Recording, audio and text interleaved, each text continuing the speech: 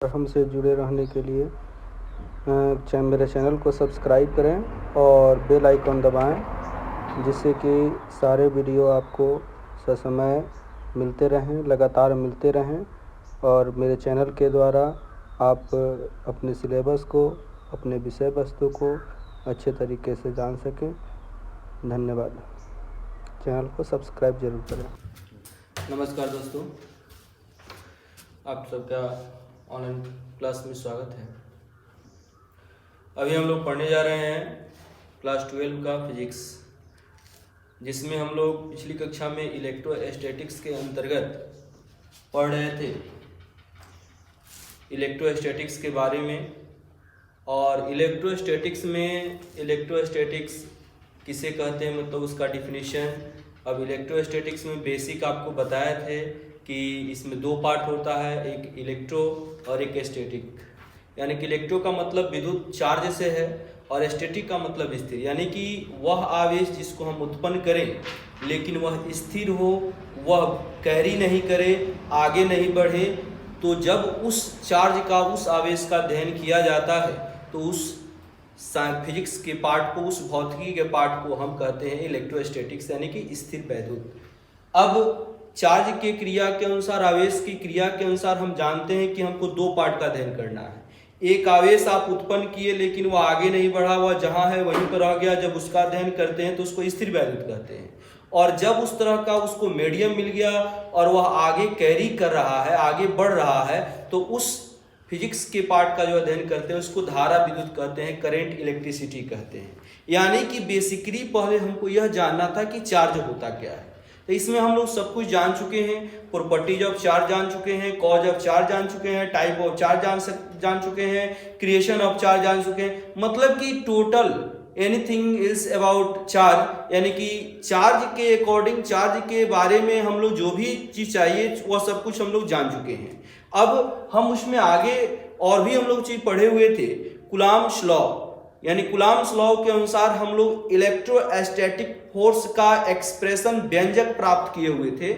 और कूलॉम्ब के नियम में आपको बताया गया, कूलॉम्ब ने सबसे पहले अब आवेशों के परस्पर अनन्य क्रिया का अध्ययन करके यह बताया कि जो आवेश होते हैं वह उनके बीच लगने वाला जो बल होता है वह उन आवेशों के गुणनफल के प्रोपोर्शनल होता है, समानुपाती होता है। इसके अलावा उनके बीच का जो डिस्टेंस होता है उस डिस्टेंस के वर्ग के व्युत्क्रमानुपाती होता है। और जब दोनों को हम मिलाते हैं तो हमको एक स्थिर वैद्युत बल का एक्सप्रेशन प्राप्त होता है, जो हम लोग प्राप्त किए हुए थे। F is equal to 1/4πε0 into Q1/Q2/r², जहां Q1 और Q2 दो आवेश हो गया, R उनके बीच का दूरी हो गया और यह स्थिर वैद्युत स्थिरांक हो गया।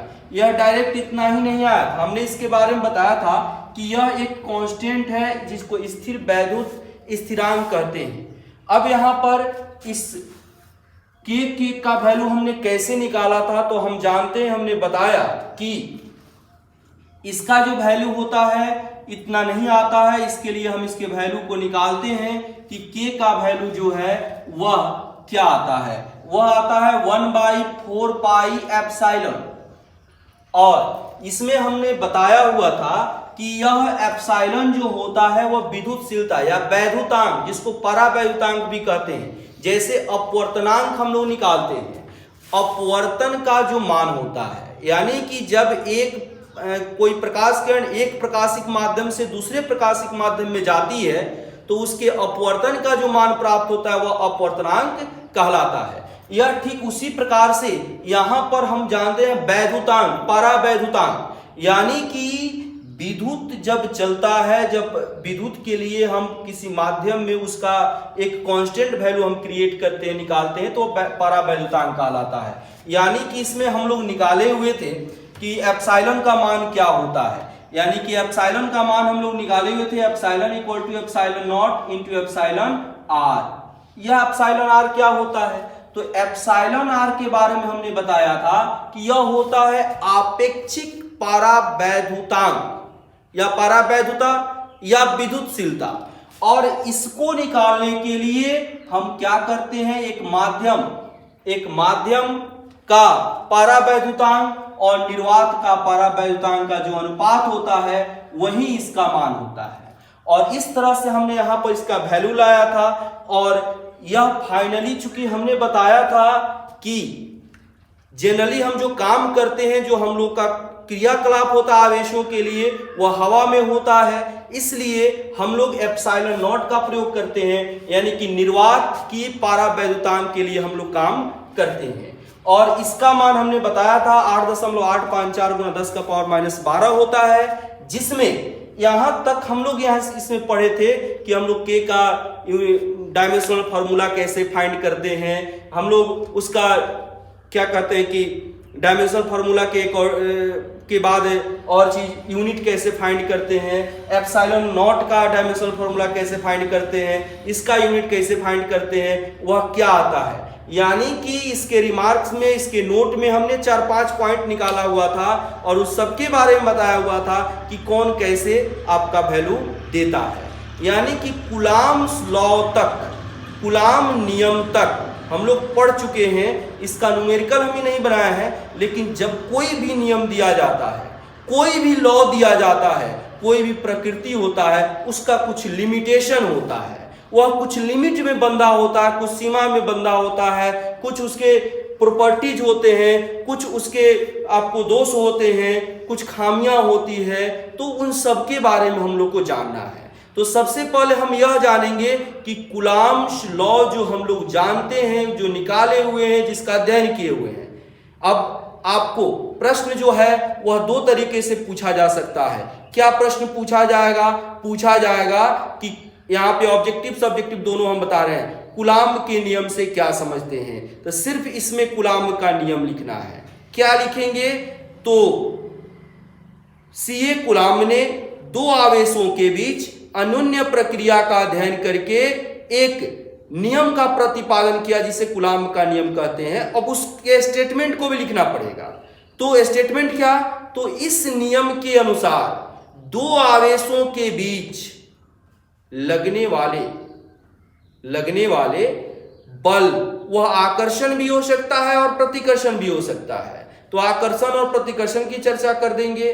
तो आकर्षण और प्रतिकर्षण के समानुपाती होता है उनके आवेशों का गुणनफल। अर्थात इसको कैसे हम बताएंगे अब सामान्य वे में, यानी कि 2 आवेशों के बीच लगने वाला आकर्षण या प्रतिकर्षण बल उनके आवेशों के गुणनफल के समानुपाती होता है। दूसरा क्या बताएंगे कि उनके बीच के दूरी के वर्ग के वह व्युत्क्रमानुपाती होता है, इनडायरेक्टली प्रोपोर्शनल होता है, रिवर्स प्रोपोर्शनल होता है, हम ऐसे कह सकते हैं। तो अब इनके द्वारा, यह पहला क्वेश्चन हो गया जहां पे आपका खत्म होता है। कूलाम्ब नियम अगर पूछेगा इसका परिभाषा तो आप इतना लिख सकते हैं। और इससे दूसरा क्वेश्चन क्या पूछेगा? कूलाम्ब के नियम के अनुसार स्थिर वैद्युत बल का व्यंजक प्राप्त करें। कूलाम्ब के नियम के अनुसार स्थिर वैद्युत बल का व्यंजक प्राप्त करें। अब शुरू कहां से करेंगे? शुरू करेंगे हम लोग वहां से लिखना जहां पर हम लोग नियम की शुरुआत किए हुए हैं, और वहां से लेकर के व्याख्या सहित यह जो सूत्र हम निकाले हैं जहां लास्ट में, वहां तक काम करते हुए आएंगे। यानी कि यही आपकी स्थिर वैद्युत बल का सूत्र है, जहां लिख देंगे Q1 और Q2 2 आवेश है और R उनके बीच का दूरी है। इसमें और भी पूछा, इसके पहले जो हम लोग पढ़े हैं प्रॉपर्टीज आवेश का, उससे भी क्वेश्चन पूछा जाता है, उसके अकॉर्डिंग पूछा जाता है। ऑब्जेक्टिव में कहां से क्वेश्चन पूछा जाएगा? न्यूमेरिकल भी इससे हम लोग बनाएंगे। अब आगे जब हम लोग पढ़ लेते हैं तो इसके बेस पे हम लोग न्यूमेरिकल भी काम करेंगे। जब कूलाम्ब के नियम से संबंधित सारी बातें हम लोग जब समझ लेंगे क्लास के माध्यम से, तो एक स्पेशल हम क्लास, एक वीडियो बनाएंगे सिर्फ न्यूमेरिकल का, जिसमें केवल हम लोग इससे संबंधित न्यूमेरिकल को सॉल्व करेंगे। अब इसमें बात क्या रह गई? तो इसमें ऑब्जेक्टिव पूछा कहां से जाता है? तो इसमें ऑब्जेक्टिव पूछा जाएगा डाटा से संबंधित एप्सिलॉन नॉट का वैल्यू, इसके के का वैल्यू यानी कि 1/4 पाई एप्सिलॉन नॉट का वैल्यू। तो एप्सिलॉन नॉट का मान कितना होता है? 8.854 गुना 10⁻⁻12। 1/4 पाई एप्सिलॉन नॉट का वैल्यू, इसका मान कितना होता है? 9 × 10⁻9। अब के का मात्रक, के का विमीय सूत्र, एप्सिलॉन नॉट का मात्रक, एप्सिलॉन नॉट का विमीय सूत्र, इस तरह के यह सारे आपसे क्वेश्चन पूछे जाएंगे। इससे और भी ऑब्जेक्टिव पूछा जाता है तो वह न्यूमेरिकल के पार्ट का है, न्यूमेरिकल के अकॉर्डिंग वह सब बनेगा। ये तो डायरेक्ट आपका डाटा से रिलेटेड हो गया जिसको आप निकाल सकते हैं। जैसे और क्या आपसे पूछा जा सकता है, कहा जाएगा कि दिए गए दो आवेशों के परिमाण को दोगुना कर दिया गया, बीच के दूरी को आधा कर दिया गया, आवेशों के परिमाण को चौथाई कर दिया गया, दूरी को आधा, मतलब कि यहाँ पे दूरी को, आवेश को इधर उधर करके उसमें परिवर्तन करके उससे संबंधित आपसे क्वेश्चन पूछा जाता है। और यह भी कॉम्पिटिटिव में पूछा जाएगा, जेईई के एग्जाम में भी इस तरह के क्वेश्चन पूछे जाते हैं और इससे क्वेश्चन आप लोग आसानी से कर सकते हैं जब आप कॉन्सेप्ट क्लियर आपका हो तब। चलिए आते हैं हम लोग यहाँ पे, जैसे कि हमने बताया कि जब भी कोई नियम हम लोग प्रोड्यूस करते हैं, जब भी कोई नियम के बारे में जानते हैं तो नियम का कुछ ना कुछ कमी होती है, कुछ ना कुछ लिमिटेशन होता है। हर एक नियम, हर एक प्रकृति, प्रत्येक चीज एक नियम के एक सीमा में बंधा हुआ रहता है, उसका कुछ ना कुछ लिमिटेशन होता है। वही चीज आपका कूलाम का है, यह भी कुछ सीमाओं में बंधा हुआ है। तो इसकी सीमाएं क्या है इसको हम लोग जानेंगे। चलिए आते हैं कूलाम के नियम का सीमा, लिमिटेशन ऑफ कूलाम्स लॉ हम लोग जानेंगे कि क्या होता है। अब देखें कि इसका लिमिट कहां तक होता है, इसका सीमा क्या होता है। तो यह केवल बिंदु आवेशों के लिए ही लागू होता है, यह केवल बिंदु आवेशों के लिए ही लागू होता है। अगर यह भी बात जान ले कि दो आवेशों के बीच की दूरी जो हम r ले रहे हैं उससे भी आवेश छोटा होगा तो उसके लिए भी यह लागू होगा। और यहां पर आपको क्वेश्चन मिलेगा कि आवेशित गोला, तो आवेशित गोले को भी हम लोग इसके लिए काम कर मिलाते हैं। क्यों?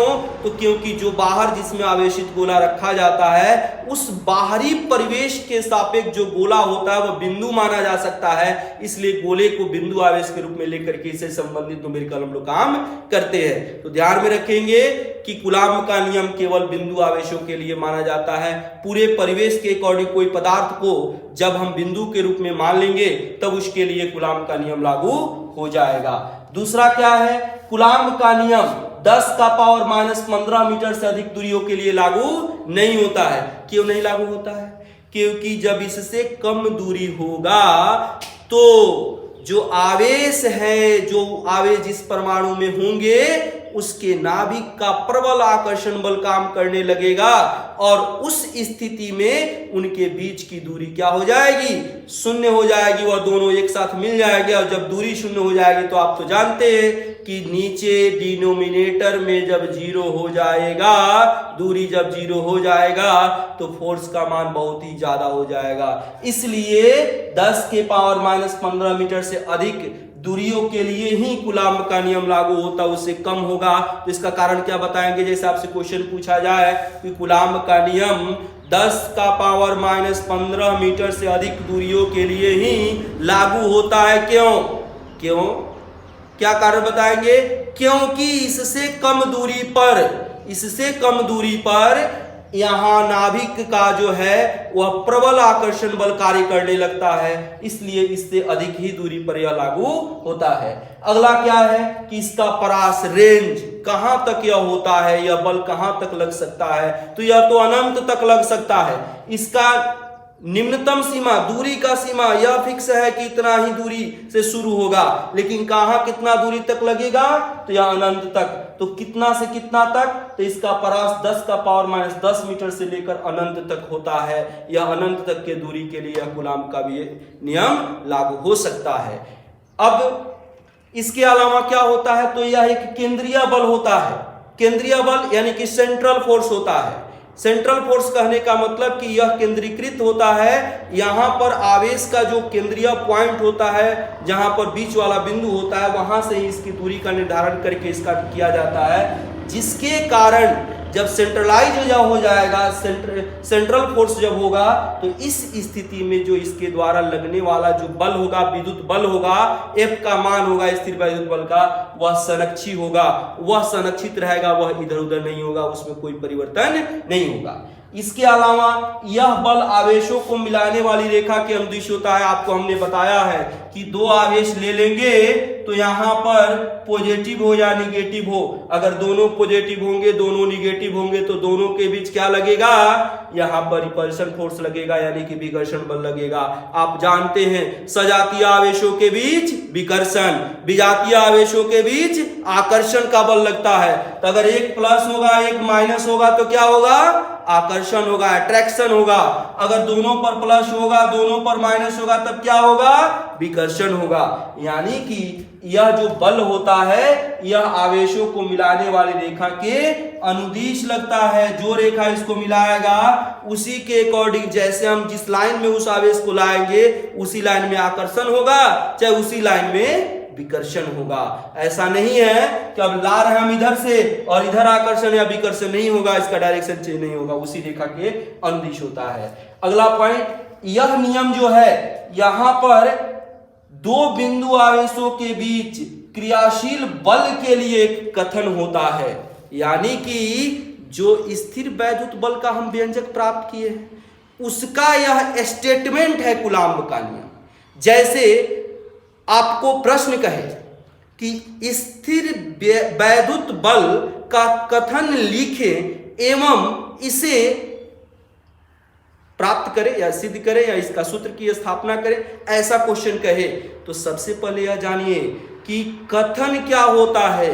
तो कथन हम लोग नीचे के क्लासों में पढ़े हुए हैं जिसको कहते हैं स्टेटमेंट। ऐसे या तो मैथ का पार्ट है कि कथन हम लोग कहाँ पढ़े हैं, तो कथन नीचे के क्लास में हम लोग वर्ग 8 या 8 में भी पढ़े हैं 9 में भी पढ़े हैं, जहां पे आपको बताया गया है कि कथन जिसको स्टेटमेंट कहते हैं ये एक ऐसा स्टेटमेंट है, एक ऐसा वाक्य है जो या तो पूर्ण रूप से सत्य होता है नहीं तो पूर्ण रूप से असत्य होता है। और जो सत्य होगा या असत्य होगा उसी को ना आप प्रूफ कर सकते हैं। तो वह अब जैसे यहां पे किसके लिए कह रहा है, दो आवेशों के बीच क्रियाशील बल, कौन बल, स्थिर वैद्युत बल। हम किसको पढ़ रहे हैं, स्थिर आवेश के बारे में पढ़ रहे हैं। तो जब वहां पे बल लगेगा तो कौन बल लगेगा, तो आवेश मतलब विद्युत, स्थिर तो है ये है, अब बल लग ही रहा है, वो अब बल लगेगा तो आकर्षण नहीं तो विकर्षण। अब वहां पे उसके लिए यह जो व्यंजक है F = 1/4 pi epsilon not into Q1 Q2 by R square, दो आवेश Q1 Q2 उनके बीच की दूरी R के बीच जो बल लग रहा है यह किसके लिए लग रहा है, तो यह हम लोग जो सूत्र प्राप्त कर रहे हैं यह सीधा सीधा हम देख रहे हैं कि कहां से आ रहा है, कहां से आ रहा है, कूलाम्ब के नियम से आ रहा है। तो अगर कूलाम्ब का नियम नहीं जानते, नहीं दिया जाता तो हम स्थिर वैद्युत बल निकालते, नहीं निकालते। इसलिए हम कह सकते हैं, जैसे मान लेते हैं कि 10th क्लास में हम एक थ्योरम पढ़े हैं, थेल्स के प्रमेय को लिखे एवं प्रमाणित करें। तो थेल्स तो एक मैथमेटिशियन थे, गणितज्ञ थे। अब थेल्स के प्रमेय को लिखे एवं प्रमाणित, अब थेल्स ने क्या स्टेटमेंट दिया, जब तक वह पता नहीं होगा तब तक किसे आप प्रमाणित करेंगे, तो वह पता होगा तब हम प्रमाण देंगे। यानी कि कथन हमें मिलेगा तभी हम कोई रिजल्ट दे सकते हैं कि वह सत्य है या असत्य है। यानी कि सत्य हो गया तब भी कथन, असत्य हो गया पूर्ण रूप से तब भी कथन। तो यह सत्य तो है ही क्योंकि हमको यह एक रिजल्ट दे रहा है और रिजल्ट सबके लिए लागू भी होता है। तो इसलिए यह जो नियम है, कौन नियम, कूलाम्ब नियम, किसका कथन होता है, तो स्थिर वैद्युत बल के व्यंजक का एक कथन होता है। इसके बाद कूलाम्ब का जो बल होता है, कूलाम्ब बल, यह अनन्य प्रक्रिया को व्यक्त करता है। अनन्य प्रक्रिया म्यूचुअल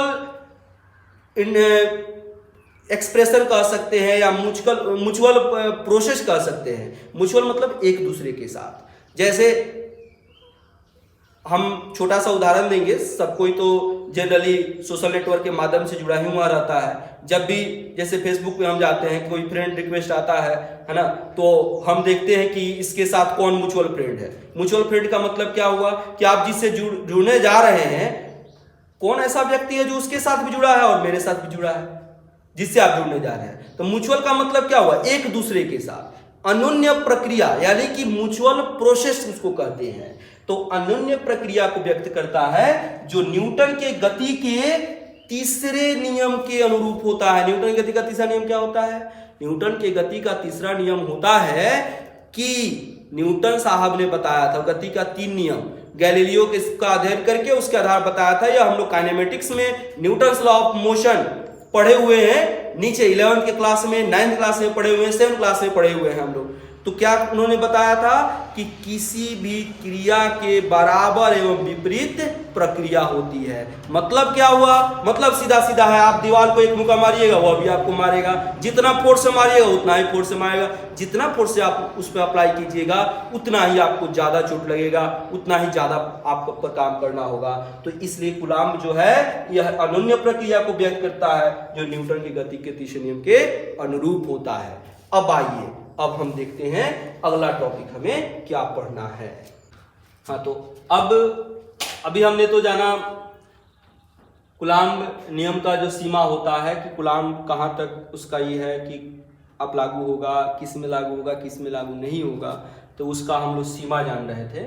अब हम यह जानते हैं कि जो कूलाम्ब के नियम से हमें स्थिर वैद्युत बल प्राप्त हुआ है, अगर उस नियम से कहा जाता है कि एक कूलाम्ब आवेश को परिभाषित करें, जैसे 10th क्लास में हम लोग पढ़े हुए हैं, धारा विद्युत में बहुत ऐसा क्वेश्चन हम लोग पढ़े हुए हैं जहां पर यूनिट परिमाण को, यूनिट यानी कि इकाई मात्रक को हमें परिभाषित करना था। जैसे वहां पे हम लोग पढ़े हुए हैं कि 1 एम्पियर को परिभाषित करें, 1 ओम को परिभाषित करें, 1 वोल्ट को परिभाषित करें। यह बहुत आसान है एक यूनिट के लिए परिभाषित करना। जब भी हम किसी एक को परिभाषित करते हैं तो हमको यह देखना होता है कि यह एक रिजल्ट कैसे आएगा। तो उसके लिए हम करते क्या है, तो उसका फॉर्मूला लेते हैं। फॉर्मूला में यह देखते हैं कि कौन कौन मान रखे कि इसका वैल्यू 1 आ जाए, उसका वैल्यू 1 आ जाए। अब सेम प्रोसेस यहां पे है, किसकी सहायता से देखना है, स्थिर वैद्युत बल। तो क्या आप जानते हैं, हम जानते हैं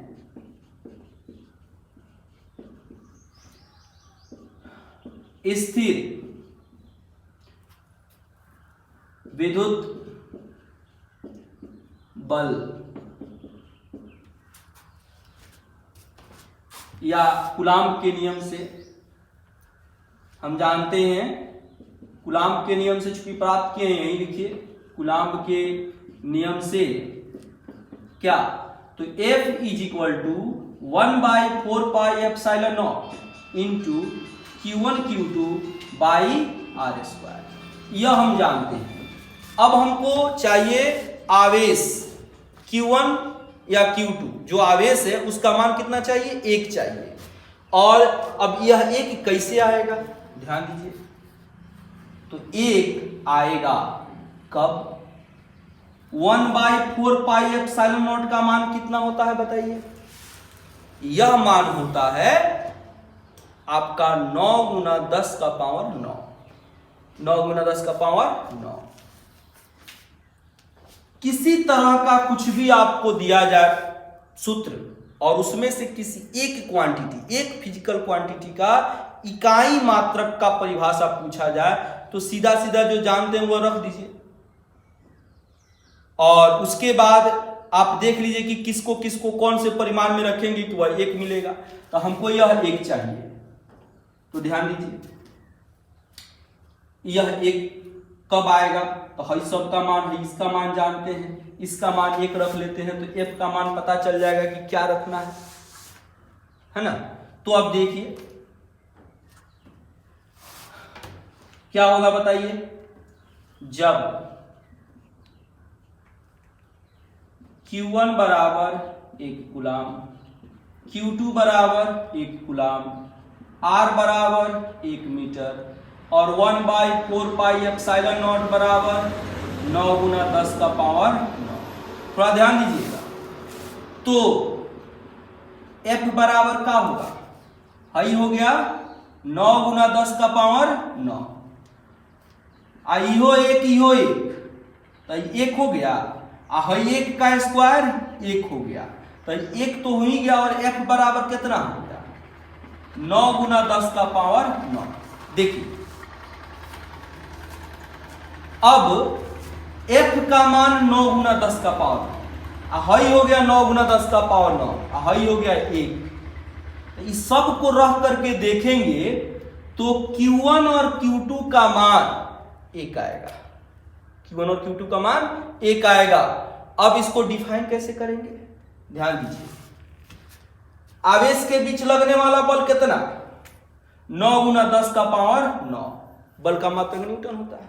आप चाहें तो इस सब में जो जो मात्रक है, जैसे आवेश का मात्रक कूलाम्ब है, दूरी का मात्रक मीटर, सबको रखते जाएंगे तो भी मिल जाएगा। तो बल का मान 9 गुना 10 का पावर 9, यानी कि F का मान हम 9 गुना 10 का पावर 9 रख दें। 1/4 पाई एप्सिलॉन नॉट का मान तो यह स्थिरांक है, तो अब तो जानबे करते हैं कि 9 गुना 10 का पावर 9 होता है। और जो दो आवेश है उनको 1 मीटर की दूरी पर रखें, तब हमें क्या मिलेगा, आवेश का मान 1 कूलाम्ब मिलेगा। अब देखिए इसको कैसे हम लोग, प्रॉपर्टी तो समझ लिया, आपको कल ही बताया था कि कैसे परिभाषा देते हैं। कैसे देते हैं, तो सबसे पहले जिसका परिभाषा देना होता है उसका अवलोकन करते हैं, उसको देखते हैं, और देख करके हम अपनी भाषा में उससे संबंधित बात को व्यक्त कर देते हैं, वहीं उसका परिभाषा हो जाता है। तो स्थिर वैद्युत बल की सहायता से 1 कूलाम्ब आवेश का परिभाषा देना है। तो ध्यान दीजिए क्या, कि यदि दो आवेश एक दूसरे से 1 मीटर, कितना मीटर, 1 मीटर की दूरी पर हवा या निर्वात के बीच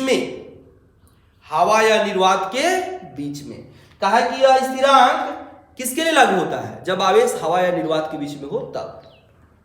तो देखिए, यदि दो आवेश एक दूसरे से 1 मीटर की दूरी पर, कहां पर, हवा या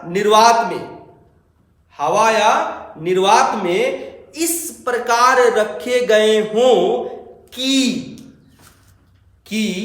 उनके बीच लगने वाला आकर्षण या प्रतिकर्षण बल का मान 9 गुना 10 का पावर 9 न्यूटन हो, तो उस आवेश को 1 कूलाम्ब कहते हैं। हो गया, देखिए कितना आसानी से हम लोग डिफाइन कर दिए इसको। तो अब क्या लिखेंगे, आप लिख सकते हैं क्या,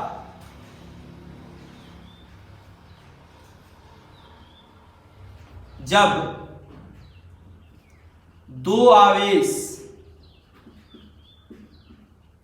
आवेशों लिखिए, चूंकि दो है, जब दो आवेशों को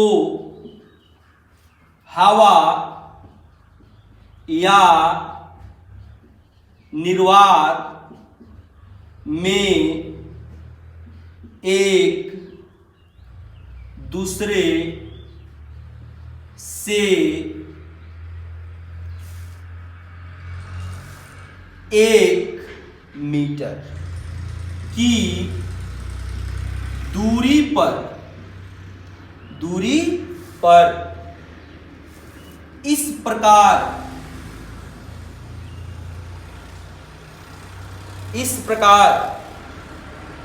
रखा जाए कि आवेशों के बीच 9 गुना 10 का पावर 9 न्यूटन का आकर्षण या प्रतिकर्षण बल क्रियाशील हो तो इन आवेशों का परिमाण 1 कूलाम्ब होता है। तो